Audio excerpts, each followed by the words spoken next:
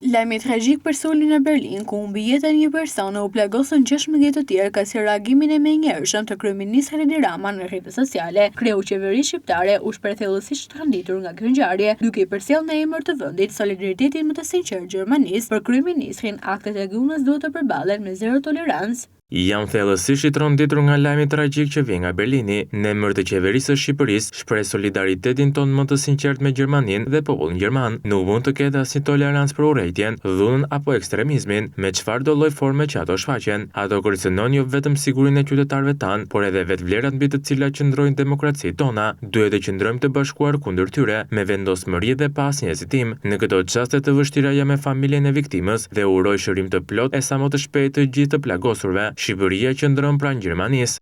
Në mesazhin e tij, kreu i qeverisë shpreh se në këto çaste të vështira është pranë familjes së viktimës, ndërsa uroj shërim të plotë e sa më të shpejtë për të gjithë të plagosurit. Reagimi u përmbyll me mesazhin e qartë se Shqipëria qëndron në palëkundur krye Gjermanisë.